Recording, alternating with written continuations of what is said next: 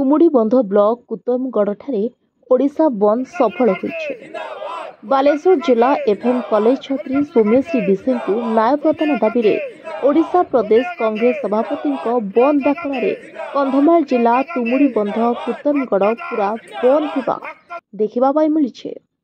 तुमुडीबंध block Congress committee कुतमगढ़ panchayat Congress कर्मी माने पूर्वाह्न 6 घंटा समय तुमुडीबंध आंबेडकर छक कुतमगढ़ बजार ठारे एकत्रित होई गोपालपुर ठारू रायपुर को संजोग करुथिबा 59 नंबर जातीय राजपथ एवं तुमुडीबंध ठारू रायगड़ा को संजोग करुथिबा 5 नंबर राज्य राजपथ को स्टाफ पोस्ट काठ और ब्यानर पकाई रास्ता अवरोध करिसेंती।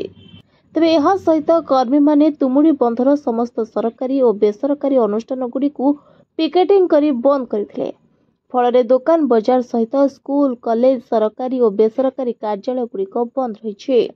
आंबेडकर छकर 3 पार्श्वर 2 चकिया जान ठारू आरंभ करी भारी जान गुड़िक मध्य अटकी रहिथिबा देखिबा पाई मिलिछे। बंद फल जनजीवन प्रभावित होइछै।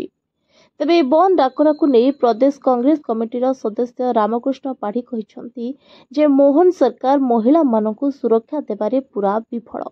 बालेश्वर एफएम कॉलेज रे पढ़ुथिबा मेधावी छात्री सौम्यश्री को जड़े अध्यापक मानसिक निर्यातना देवा विषय कॉलेज कर्तृपक्ष ठारू आरंभ करी एमपी विभागीय मंत्री मुख्यमंत्री और केंद्र मंत्री को न्याय पाइबा पाई पीड़िता जणाइबा परे मध्य विफल और अध्यक्ष कार्यालय सम्मुखें पेट्रोल ढाई होई आत्महुति देवा घटना सूचाउछि जे आईन व्यवस्था संपूर्ण स्थाणु होइछे एवं सुरक्षा देबारे सरकार विफल होइछंती।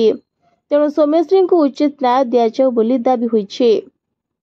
तुमुडीबंध ब्लॉक कांग्रेस सभापति गिरीश चंद्र परासेठ प्रदेश कांग्रेस एससी मोर्चार अध्यक्ष हिरज सिंह मंडल प्रदेश कांग्रेस कमिटी सदस्य रामकृष्ण पाढ़ी जिला उपसभापति श्यामसुंदर बड़सेठ कोषाध्यक्ष उपेन्द्र महापात्र तुमुडीबंध पंचायत सभापति ध्रुवेन्द्र नायक बंगाली बड़सेठ और तुमुडीबंध ब्लॉक समस्त कर्मी माने उपस्थित थिले।